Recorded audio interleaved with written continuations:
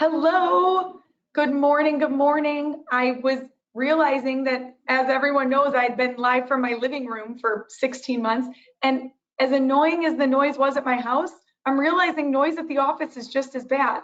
So I apologize in advance. I think there's street sweeping going on, so if you can hear the hum of noise, street sweeping happening today.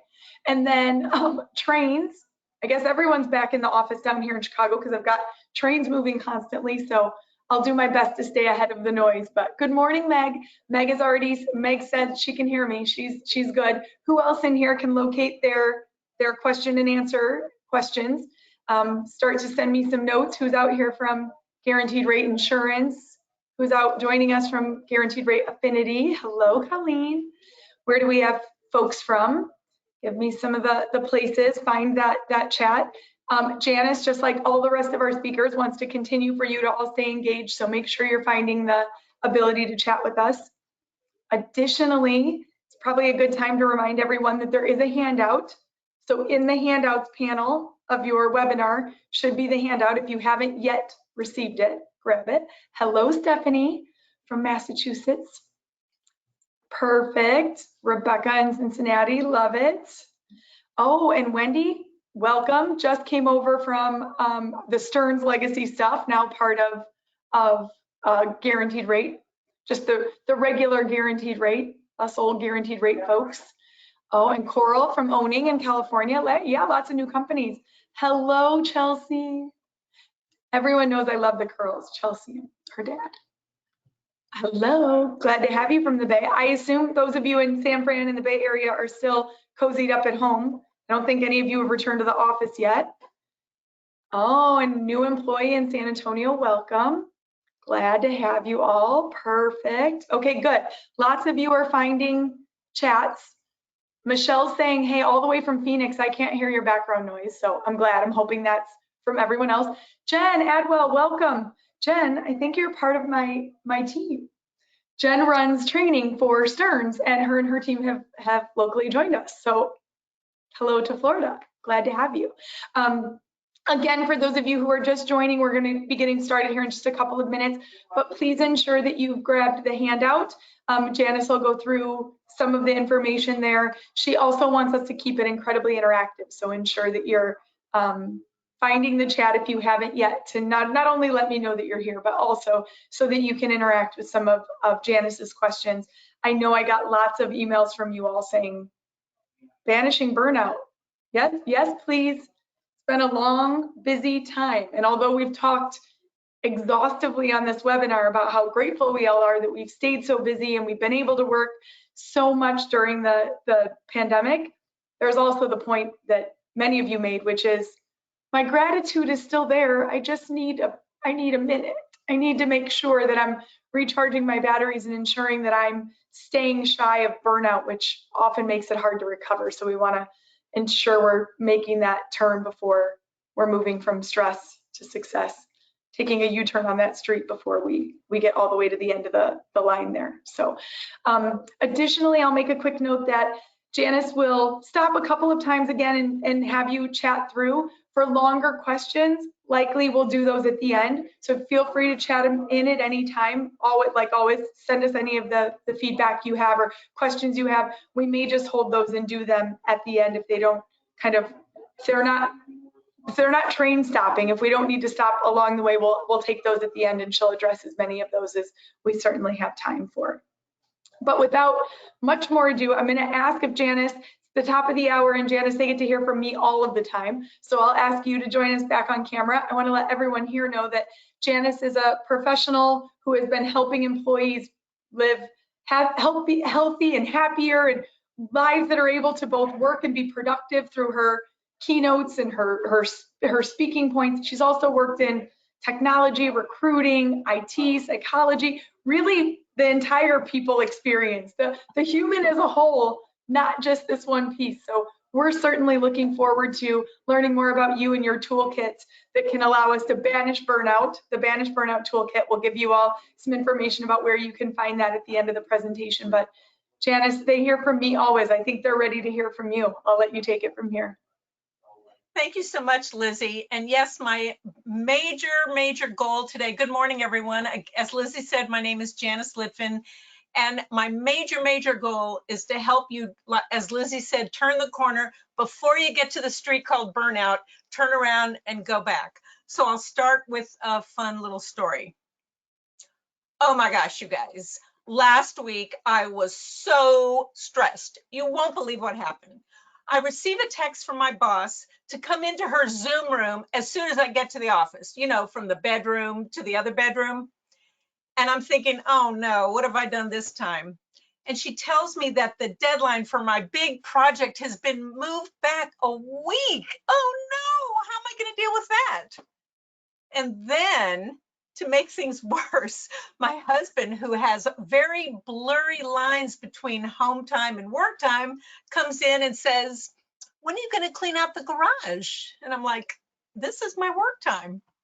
So to top it all off, I decided at the end of this really crazy day to go to Starbucks and have my favorite drink, the cold brew. But when I get there, there's a really long line, and the customer at the counter is a mom with a 3-year-old. Honey, do you want the strawberry scone or the blueberry scone? Honey, do you want the lemonade or the chocolate milk? Honey, honey, honey, honey. Oh my goodness. Do you ever have a stressful day? Or does it seem like every day is a stressful day? How often do you feel stressed out? I mean, stress is all around us, isn't it? With tight deadlines, problems with one of your mortgages, or that the Kardashians are canceling their show. Oh no, how am I going to keep up with Little North and her singing career? But seriously, stress does seem like it's always around. And the problem is we take it all in, especially as women, but we don't have a place to let it out so that we don't explode and hit that streak called burnout. So today we're talking about banishing that burnout, and I'm going to share with you some tips that you can start using today and for yourself and your teams. And I hope you'll find these valuable so that you can change the way you react to stress from the inside out and feel more in control and not so stressed out. As Lizzie said, I'm on a mission to help teams banish their burnout and get engaged and invigorated in their work. And before we begin, I'd like to thank so much Ella and Lizzie for bringing me to grow today. As Lizzie said, in your handout, you'll find a link to purchase your Banish Burnout Toolkit. And this is an editable PDF, so you can work on it on any device. You don't need it during our workshop today, but you'll certainly want to go back. There is room for you to do all the impactful exercises. So before we dive into content, I thought it'd be interesting to ask you this question. So warm up your chat button. What is one thing during this horrible COVID crisis? And I know we've all been locked up for 18 months. And some people reported to me that there were 1 or 2 things that they enjoyed about staying home, working from home, and not having to commute. So if you would please put in the chat, what is one of your favorite things about the COVID in terms of not having to commute to work, or whatever the advantages, the silver lining of the COVID crisis? And I'm going to ask Ella to call those out. While I'm waiting. This is Lizzie. I'll help you. I will say that many of you I've seen who are saying, I really loved my COVID dog, and I know Ella's in that camp, her and Diane Crosby with the COVID dogs, the 2 people in my family. The #1 response right now is the idea that people loved having more family time. Working from home allowed you, even if it was only moments between, to be with the people that mattered most to you. There are a bunch of really great answers, like, wait, I did come into the office and traffic was amazing. Being able to commute with no time at all, even though I was still commuting. So there are a lot of really great, got very close to my refrigerator. We're best friends now. There's certainly some good, funny ones in there, but I would say time with family Oh, Kelly Dawson Sessions had a good one. Being able to have some discipline with eating healthy. I saw quite a few who said, I got better about being able to exercise with that time that I saved. Look at these are the folks I was talking about. Lots of gratitude for what did go well for them over the last 18 months.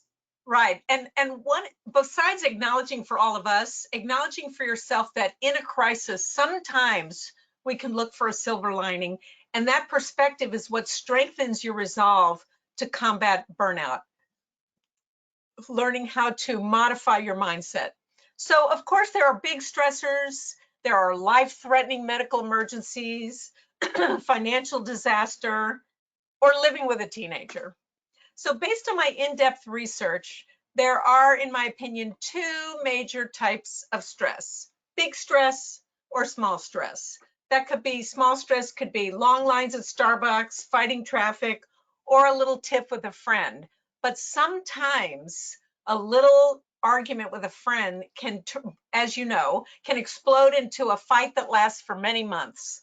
And so no matter if the stress is big or small, things can get blown out of proportion and stress us out. So no matter what stresses you out, long lines, traffic, what about a little identity theft? So I like to tell this story. One day I opened my email and I received an email from Apple. Looked like it was from Apple. It had the Apple logo. It was a receipt for something I purchased, a book. And I thought, we don't buy books from Apple, we buy from Amazon. So this must be wrong. Maybe I should click. Now, I know what you're thinking. Don't click, don't click. I mean, when I got the email from the Prince of Nigeria asking me to deposit $4 million into my account, I knew not to click. But on this day, I clicked, and you can imagine what happened. Suddenly, I'm giving away a lot of information, name, address, all these debit and credit card numbers, but suddenly they're asking for social security number. And I'm like, the antenna are going up. I don't think they need my social security number. Maybe this is one of them spam emails. And so I logged out of my email. I actually shut down my computer thinking that was going to help. And I called Apple. The nice young man, Dimitri, said, oh yeah, we know about that one. I said, if you know about it, why don't we all know about it? Why did I click on this email? So you can imagine how that conversation went and all the things I was going to have to now do to prevent fraud on my accounts. And I learned a lot of interesting lessons. First of all, you can understand how upsetting this was, the fear of identity theft, because it's so rampant, and all the cybersecurity breaches that have happened in the last few years. So I'm freaking out, worrying, worry, anxiety, and he's trying to calmly step me through all the steps I'm going to have to take. So what did I learn from this experience? Obviously, I learned not to click on spam or attachments, but I learned some other important things too. And what I learned is that when you get very, very upset over an incident, it can interfere with your ability to process what you need to process. You can't think clearly. You're listening to what the person's saying and you're taking notes, but you're not really sharply getting it all, and it's not all really going in. Now that I have perspective on a situation like this and how letting my emotions get out of control and make things worse, I've learned that I can stop myself and interrupt my negativity and my extreme anxiety and say, wait a minute, you need to focus. You can have anxiety later, but now you need to focus and you need to calm yourself down. And that's one of the major lessons I'm going to teach you today, so that you can be more in control of your emotions. So which person are you? Are you this person who gets really, really angry when you have to wait on hold a long time for the cable company or IT or your own bank support people, screaming and yelling when things don't go your way? Or are you this person who takes everything in stride and says, well, that was kind of stressful, that was annoying, but I'm going to take a deep breath and I'm going to go on and go to the beach and have a good day? Well, this was me for many, many years, getting really angry and fighting over the phone. But now I'm not exactly this person, but I'm getting there. And I'm striving to be this person that never gets upset. Of course, I get upset, but I do catch myself much sooner. And I say to myself, what is the big deal? Calm yourself down and then try to do what you need to do and then move on. And is this thing really worth being this upset over? So how low do you go and how long do you stay there? What I mean by that is, how upset do you get and how long do you complain and tear your hair out and stomp around, annoying everyone around you when something stressful happens? So I'm not naive, and I'm aware that workplace stress is a little different from traffic, long lines, or a little identity theft. I know that workplace stress can be relentless and even debilitating, especially for all of you who have been working so hard over the last 18 months, many of you without a break, trying to deal with your uptick in business, which on the one hand is a good thing, but on the other, sometimes too much can be overwhelming. I know you're trying to solve all kinds of issues to get your work done in a timely manner, and at the same time, take care of your family in the next room and execute a little self-care at the same time. I know that client issues and problems can be so annoying. And then on top of all of that, now we're faced with the whole issues of returning to work. What about the vaccine? What about people who can't or won't get the vaccine? What about the Delta variant? Do we need a booster shot? Are we going to have to wear masks? There's so many issues, and it's all so annoying and stressful. And as Dr. Hans Seeley taught, he was one of the original researchers dealing with stress, and his wisdom, which still pertains today, teaches us that stress can come from uncertainty, lack of information, or loss or lack of control. And we all have felt that these last 18 months. We don't know what's going to happen with the future. Yes, thankfully we have a vaccine, but the vaccine's not perfect. Some people still get sick.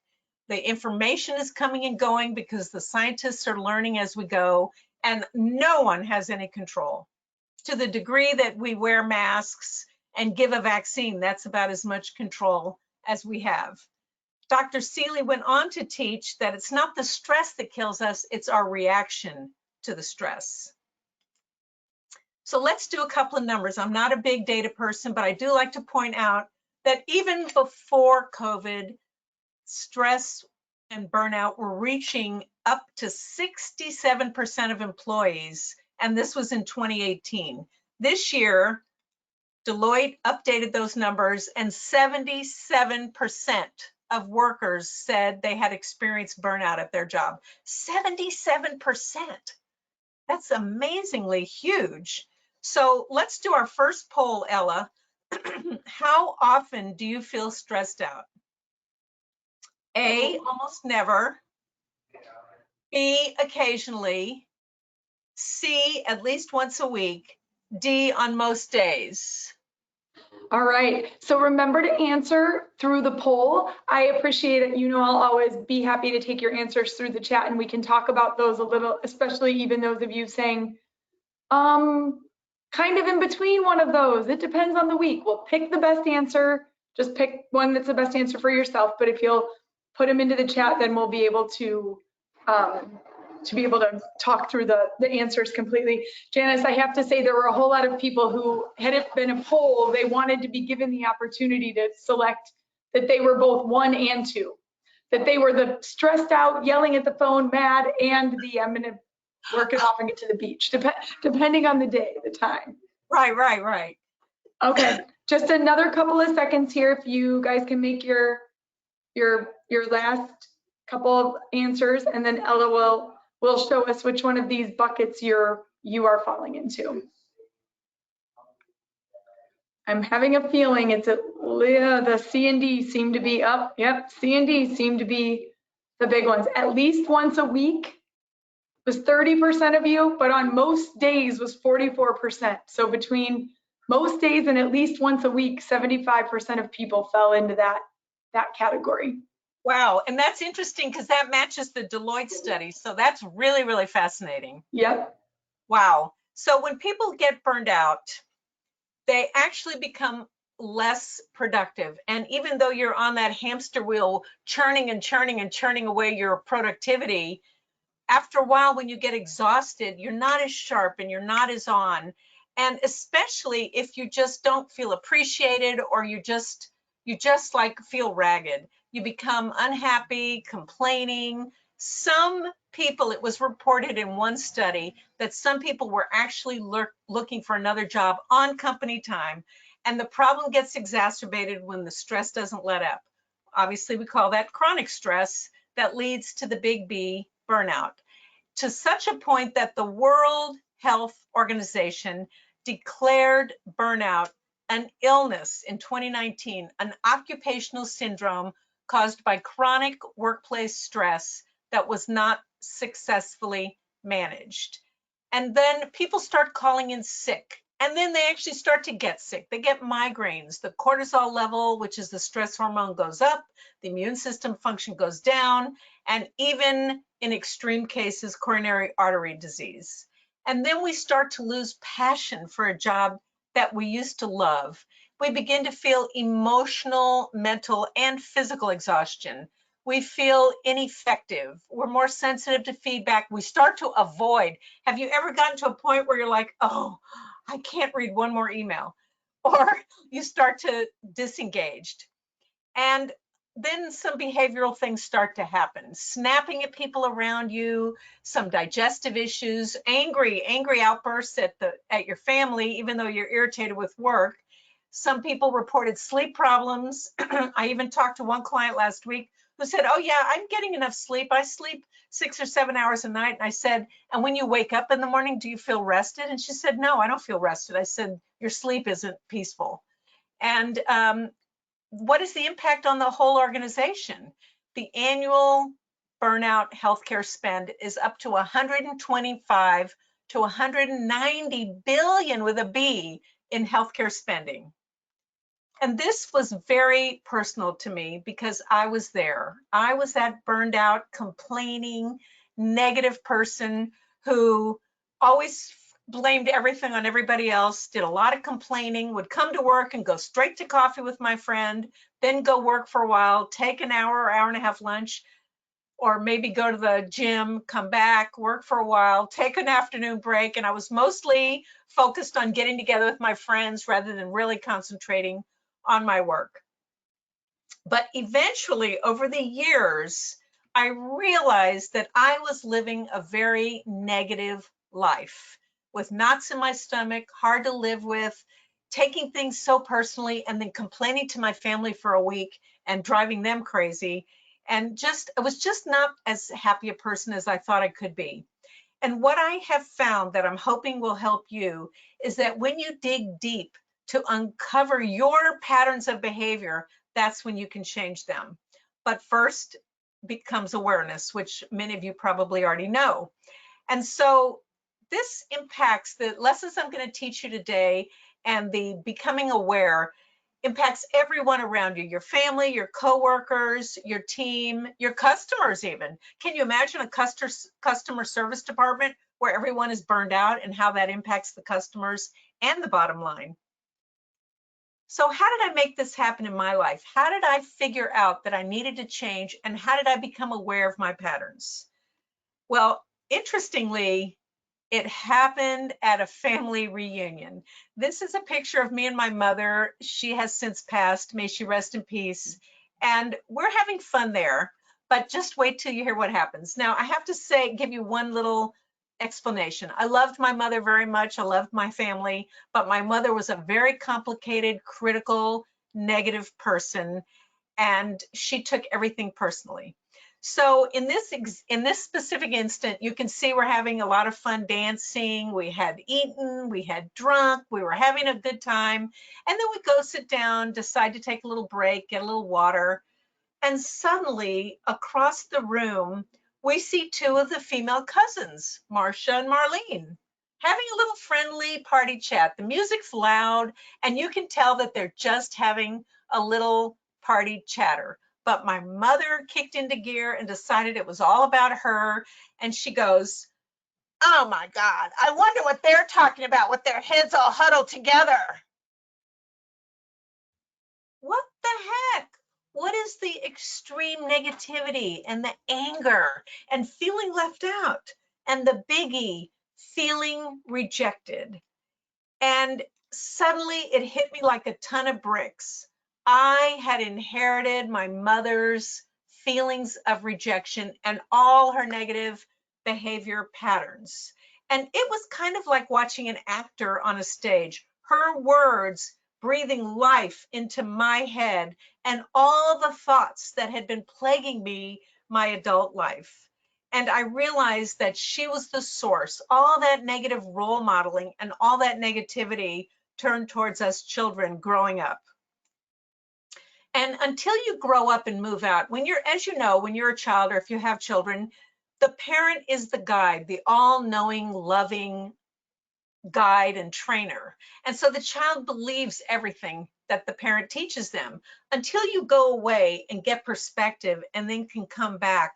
Do you realize that maybe that parent, that some of those lessons needed to be unlearned? And so in that moment, I realized that I did not want to live my life like that anymore. I had an option. I was tired of always getting angry, setting myself up rejection by taking everything personally, overreacting, staying angry.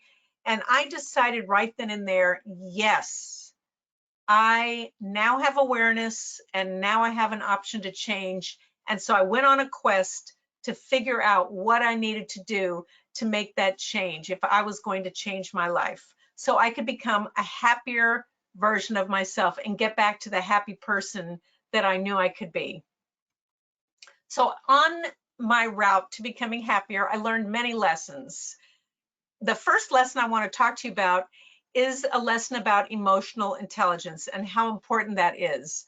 The World Economic Forum declared that emotional intelligence was more important than technical skills. And so emotional intelligence has been a lot of writing about it in the last few years. You've probably seen articles. It's about the way you talk to people, the content of your words and the tone of voice, and the way you talk to yourself. And words can hurt. And so it's really important to be aware of what you're thinking and what you're saying so that you can change out of this angry person who's always yelling at the person on the other end of the line. Before I go on, I want to say that in every audience, there's at least one person who feels that they're the glass half full kind of person. And I'm acutely aware that you had a much happier set of parents than mine who weren't so critical and were more positive and supportive in every way for you. You can still be helped by the lessons I'm going to teach today because there are people in your life, coworkers, other family members, children around, either your children or other family children, that you can help with the lessons I'm going to teach you today. So what is involved in changing behavior is getting out what I like to call the virtual pickaxe. So you can dig in and figure out what your patterns of behavior are. And we call those, or not we, the scientists, the neuroscientists call these neural pathways. So behavior change does not happen overnight, but the awareness does. And then you have to be willing to do the work, and then I'm going to give you the tools to help you get there. So neural pathways are patterns of thoughts. You know, your thoughts are like a highway on the freeway, you know, where cars are shooting back and forth. That's how your thoughts are all day long, every day. And there are patterns of thoughts. So what we want to do is uncover what your patterns are, and then you can change them. And you know, messages that you received from parents growing up, or from teachers, or from bullies on the schoolyard might have been a little demanding or negative. For example, that homework is too messy. Start over. That's not perfect. You're going out in that. Orange is not your color. You made all A's last semester. Why aren't you making all A's this semester? Your brother makes all A's. Why can't you make all A's?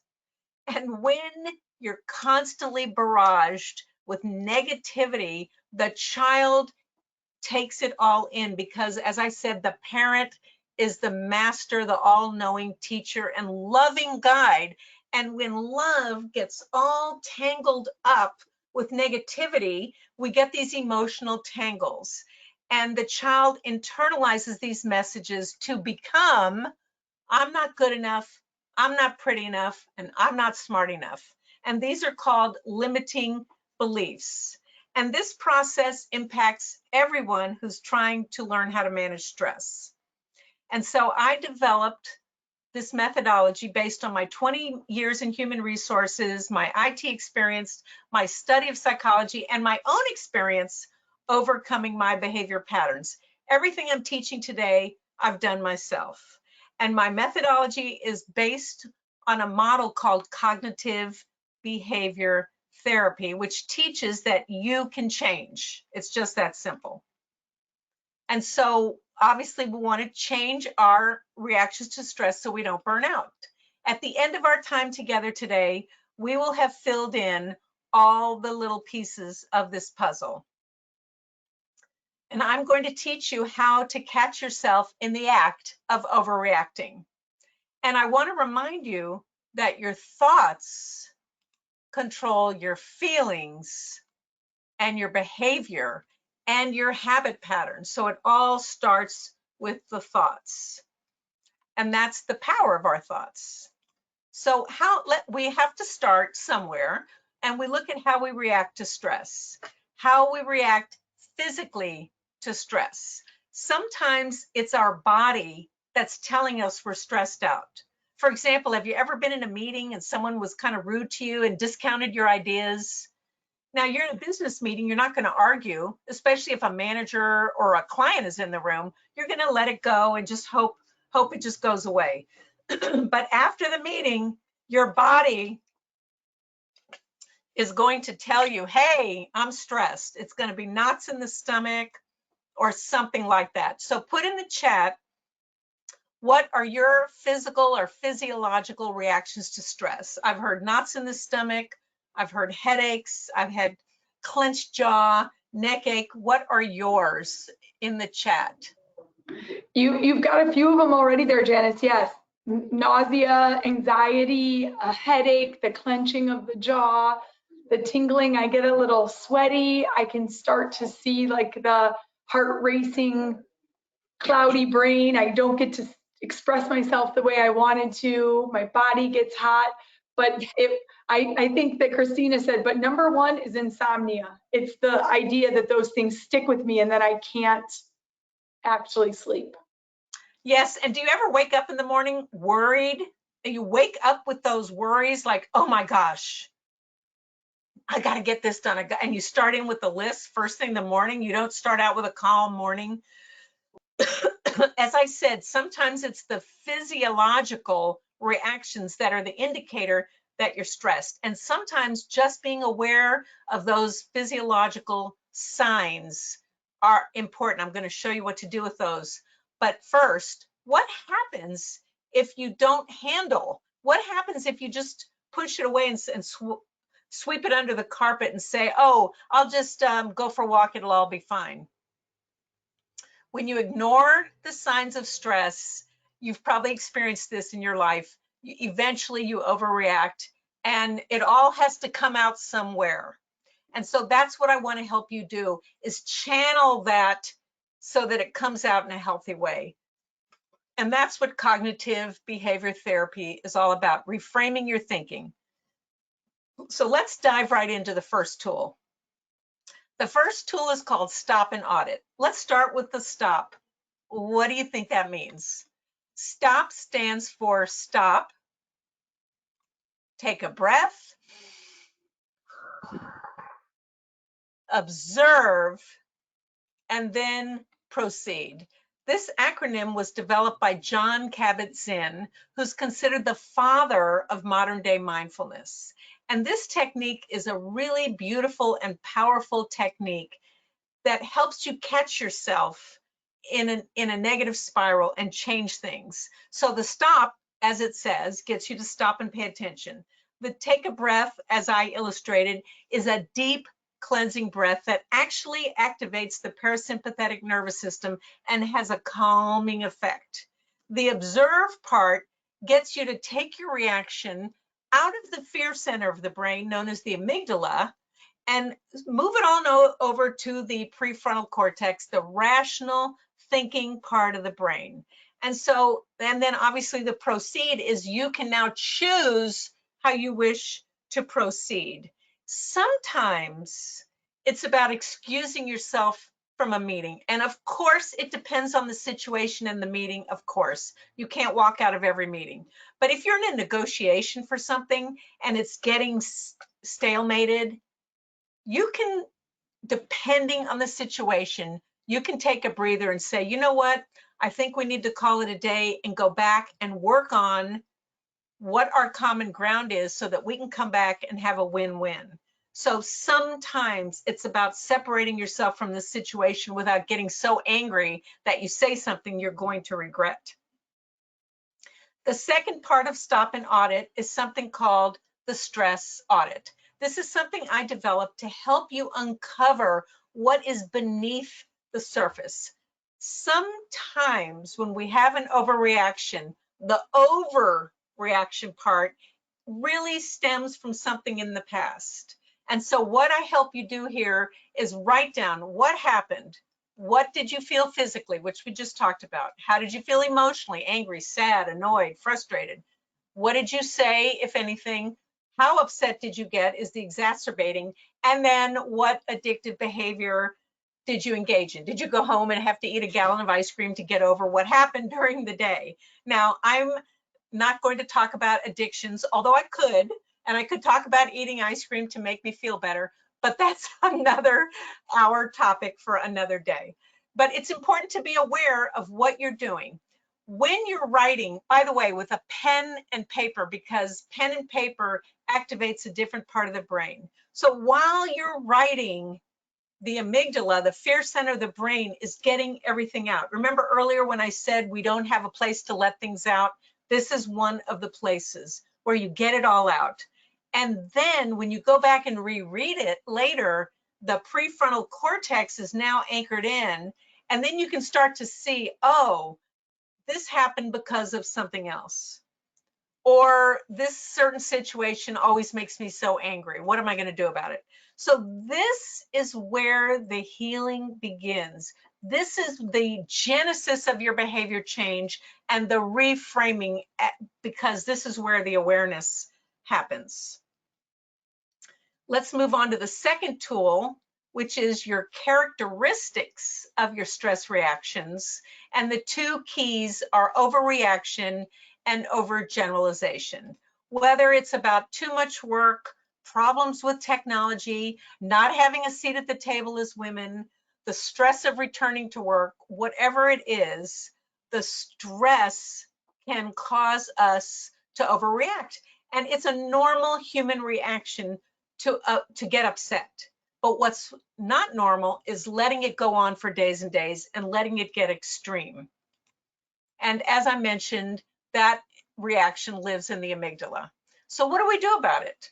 We use, very scientific term, we reality spin it. Here's an example. And by the way, there are many examples in the book, which I hope you will take advantage of. And there are many places where you can write things down.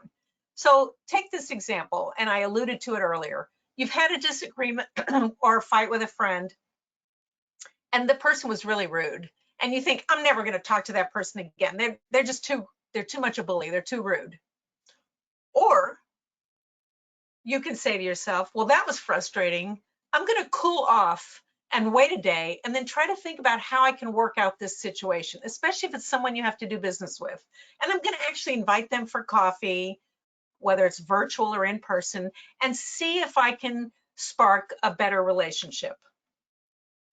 Here's another example. And I talked about this one at the very beginning. My boss texted me early this morning and asked to see me first thing. I begin to panic. This was mine. Oh no, what have I done wrong? Or you can think to yourself, my boss is normally very kind and supportive. Maybe she's going to ask me to work on a special project. Could I be reacting to the behavior of a former boss? Sometimes a negative boss from a former job can impact us in our job today. So it's important to stay aware. And what does all of this reality spinning do, and the stress audit? It engages the prefrontal cortex, and that's where we reframe our reactions. So awareness, as I said, and then what I want to talk about is setting healthy boundaries. This is a big one, especially for women. Healthy boundaries is about saying no or saying what if, learning to push back. When negotiating a deadline or any commitment with a client or anyone in the office, are you a people pleaser? You know, many of us women were not taught how to push back, how to ask for what we want, how to stand up and say no in a polite way. And so we say yes because we think we're supposed to or we want to be liked. It's important to set boundaries from the very start so that you don't have to rework setting a pattern. And this is a very, very important key to not burning out. So let me give you an example. If Fridays are your day to catch up, I know a lot of salespeople like to get all the reporting done on Fridays. And I know that sometimes your calendar is open to other people in your organization and they can just set time. What I've started doing is blocking my calendar, especially Fridays. So say from 9 to 1 or from 1 to 5, I have a big block and it actually turns black or gray or whatever color on my calendar, and no one can schedule time during those times. And of course, I let people know if there's an emergency, of course I'm going to be available. But if it's not really an emergency, then I need this time to myself on Fridays so I can have my weekend and feel good about finishing out my week. So how do we actually push back and say no? All these scripts are in your book, and there's room for you to even write some more. So let's say somebody wants you to do something. Maybe it's someone in the family who has blurred boundary lines between home and work. The one phrase that I learned how to say is, I'm sorry, I wish I could, but I can't. I'm sorry. And then stop.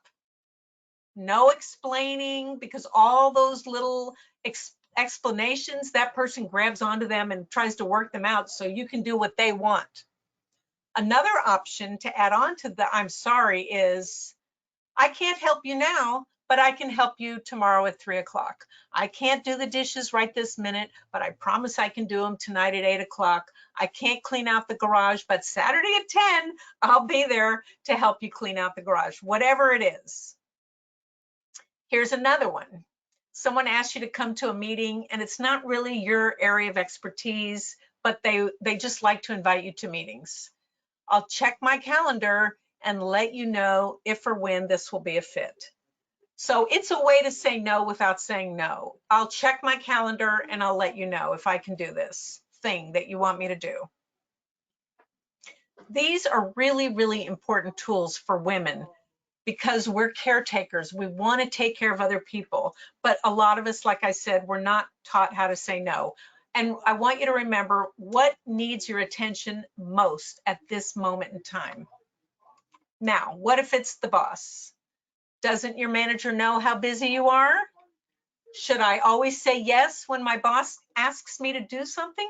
How can I let the boss know that I'm just too busy? And by the way, the boss cannot read your mind. The boss doesn't know how you're feeling mentally if you do not tell them. So, how to push back. Here's a couple of scripts. You have to put them in your own words, but here's a framework. Again, these are in your book.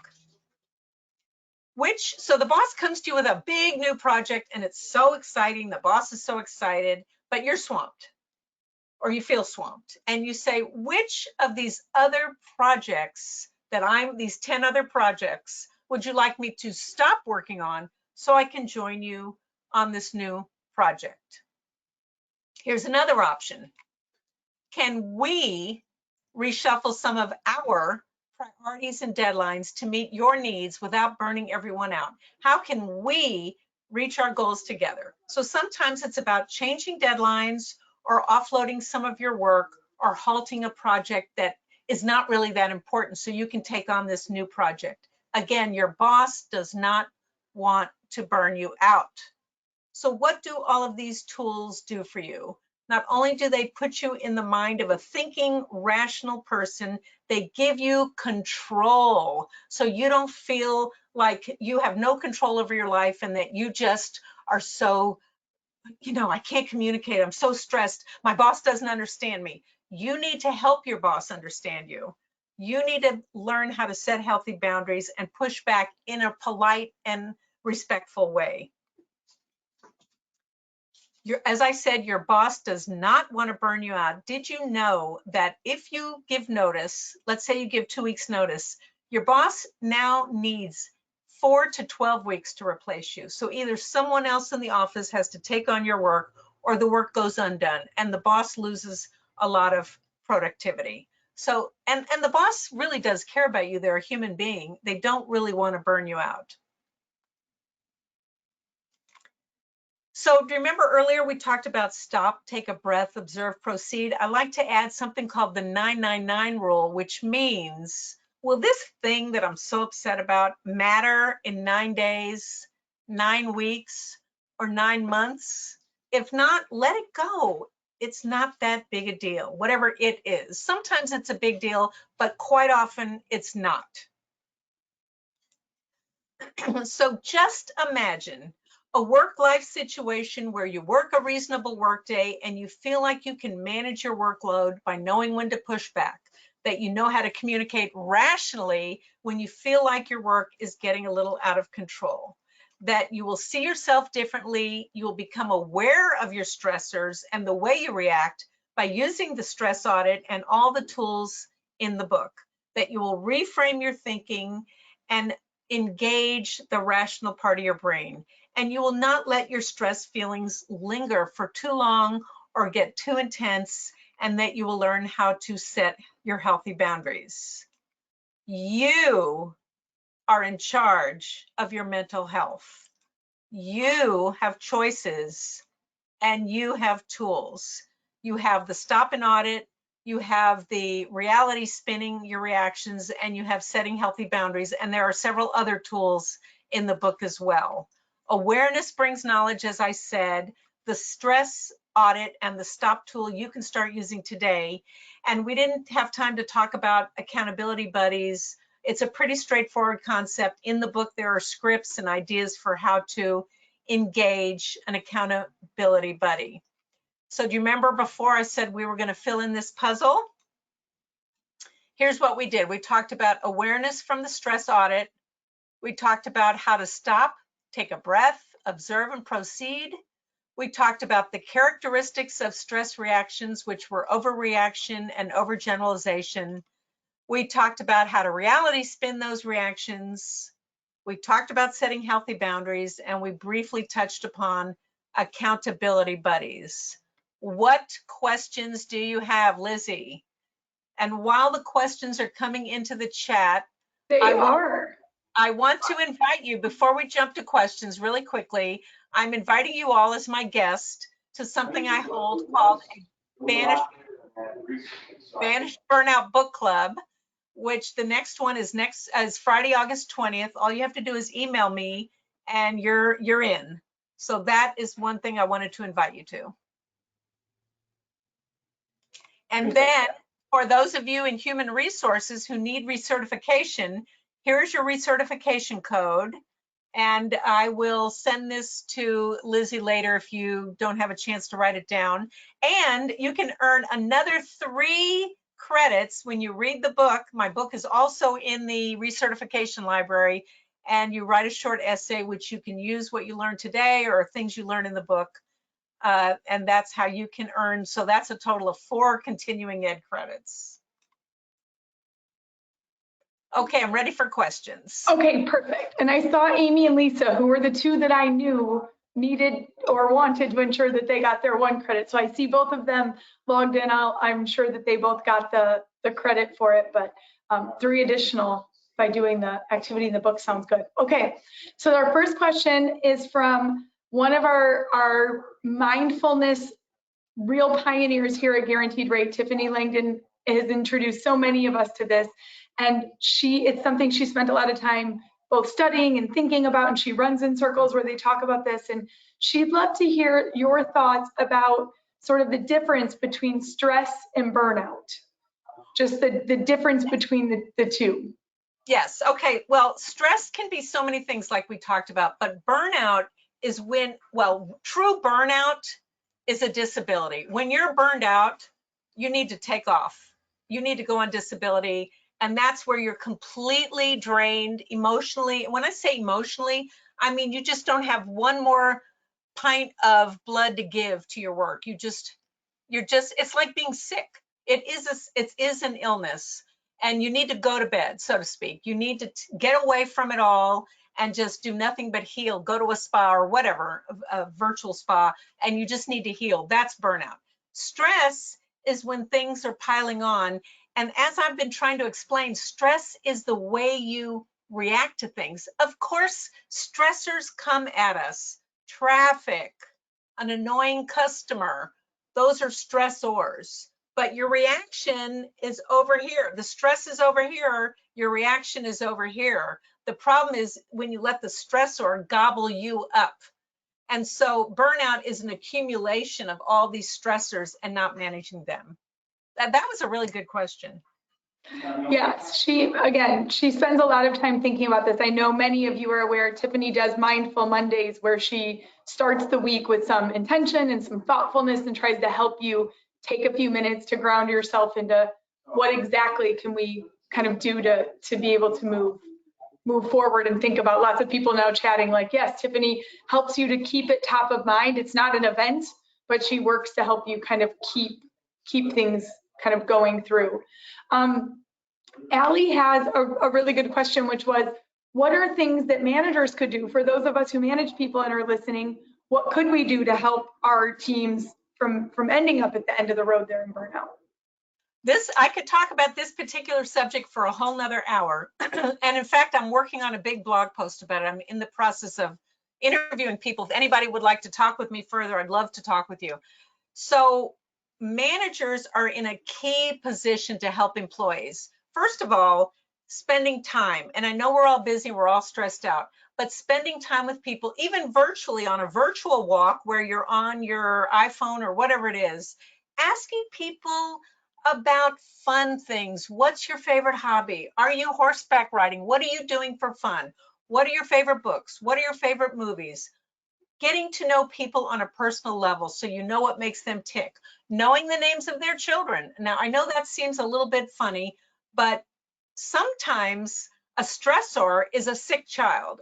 Billy broke his arm over the weekend playing soccer, or broke his ankle. How's Billy doing? Showing care and concern. And I would say the number one most important thing you can do, and I've done a lot of research about this, is if you see some aberrant behavior, do not sweep it under the carpet. Say to the person, hey, Sue, I can tell you're not yourself lately. What's going on? What can I do to help you? I'm here for you. Do you need some resources? And by the way, a lot of people at a client I had a couple of weeks ago did not know about a number of their benefits, which I just wrote an article about this. The employee, do you have an employee assistance program, Lizzie? Yes. A lot of employees somehow were not aware what an EAP is, that it was available to them, and that how to get to it. And by the way, a lot of people don't get the help they need because they don't want to be labeled as mentally ill. Your EAP provider is not permitted under law called HIPAA to provide the names of the people who take advantage. So this is a wonderful, important resource. And I hope that Lizzie will remind you all later what it is and how to access it. Absolutely. Actually, it's something that we have as a company found to be far underutilized. We did a lot of work. In fact, Ella personally helped me even understand more about what we offer from EAP throughout COVID. She was looking for what other resources do we have to help people. which takes us to another question that Nora Lee had, which was, what about when you are, what are some tips or kind of, what ways have you seen successful for people to not let other things bleed in? So you talked about a boss from the past that has made you think this is how they must be reacting. I think of another Barb Wade, who's someone I've heard, she does this. The story I'm telling myself is that my boss is a big fat jerk and my boss is doing all these awful things. How do I like stop all that in my head from going? And really saying, yeah, I need some help where it's like, how do I stay objective and kind of do that reality? How do I recognize that reality spin is necessary sooner, and how do I do it? Okay, you're not alone in a vacuum, even though it feels that way most of the time. You have friends at work. Engage those friends and talk through and help each other. I talked about an accountability buddy. I didn't have time to go into detail. This is a perfect example. Buddy up with somebody you trust, somebody that you feel like is sort of your best friend at work, that you can tell anything to, and help each other understand what, like, for example, be willing to read your stress audit to another person. They used to say in the 12-step programs, take an inventory, read it to another person, and then burn it in the fireplace. And that was a symbolic way to let it go. Really dig deep, understand yourself, and then tell another human being, because they can be a sounding board and they can see things because they're outside yourself. When we're knee deep in the forest, in the trees, we can't see the forest. So I can't stress enough the power of having a best friend to work these things out with. I think that's a really good call out. For those of you who aren't aware, yesterday in the Pulse call, I believe we've already posted it, but I'll let everyone on the GRI Pulse call, we'll probably talk about it on GRA and proper rate this week. We're doing another one of the walking challenges. If people aren't aware, you can sign up for this step bet where you're in with everyone else doing a challenge to get steps. And one of the most amazing things that came out of that for me last time were people were pairing up and talking while they were getting their steps. So even if they weren't your best friend at work, but you needed to create an accountability partner, getting involved in Step Bet could help you to have a place where you could connect with someone, walk, talk through some of those things, get your steps in at the same time. But I like the idea of connecting with someone to be able to talk through what you're seeing. And maybe even better if they're not your best friend, they're a bit like removed. They're in a different office in New Jersey and you're in California. Maybe there's a bit of, as you said, help you see the tree. They don't have any personal connection to what your experience is, other than that they too are interested in finding the way to pull themselves out of that overgeneralization and the overreaction is difficult, because in the moment it feels so real that it's all awful, that everything is changing, everything is horrible. It's the ability to find that sooner. So I will make sure that we have posted with our, and I think it's on the culture page. Ella might have to help, because I yesterday know that we talked about it on GRI, but likely we're not talking about it on GRA or proper until your calls this week, where we can post the Step Bet challenge and get you someone to partner up with on those. I want to add to what Lizzie's saying briefly. Again, if this were an all-day workshop, I could go on and on and on about a lot of these details, especially a segment on self-care. Now, I always thought self-care was pretty obvious: eat, sleep, exercise, etc. However, a big part of self-care is finding your happy moments. Taking a walk outside, the sun has extreme healing qualities. Being with a friend has extreme healing qualities, and getting fit has extreme healing qualities. So doing one of these walks outside with a friend, getting fit, is a triple whammy of happiness chemicals. Well, we're all about efficiency here. So Janice just helped us find a way to knock out all three in one. We love some efficiency here. How can we accomplish more, better, faster? You know, I'm thrilled to hear that. I want to just circle back. I know there are so many questions and so many great accolades with you all investing this time in yourself to think about. This is your first step of course I can't control stressors, but I'm going to make a U-turn before I'm all the way burned out and completely depleted and no good to myself or anyone else once I'm to the place where I'm so far defeated. I think someone used as a word of just you're kind of empty, nothing left. The fumes you were running on were gone.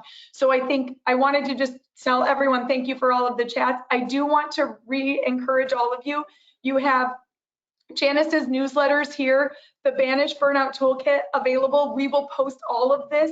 So many of you who are looking for additional, how do I dive into this deeper? I think you said, Janice, you could be here all day with the questions and the amount of people realizing that they need to find someone to partner with and think about this more. Again, our first step, here are all of the ways to connect with her. Also, just Janice, 4 comments about how great your glasses are. And Deborah wanted us to make sure you know that you've probably been told you look just like the actress Jill Clayburgh. Oh my God, that's so funny. It's so funny. A man in my Zumba class used to call me Jill, and he wrote me this whole big thing about it. And that was the first time. That's so funny. Well, you've got some, Deborah's the same. And I had chatted to a couple that I agreed your glasses were fabulous. So oh my gosh. We'll give everyone just a couple minutes back in their day. Again, Janice, thank you so much for spending time to help educate us on this. It's something that I know our audience has been wanting. Thank you, Ella, for finding Janice and hooking us all up. Again, hopefully by the end of the day, if not tomorrow, rate.com/grow. We'll have Janice's presentation from today posted along with the recording. For those of you who are chatting, wait, which was number 2? Was that the reality spin or was that number 3? We'll post it all up so that you can go back and make sure you get it from either the toolkit or from the recording. Thank you all so much for joining. Thank you so much. Oh my goodness, you guys. Thank you. I really appreciate it. Thank you all. Have a great day.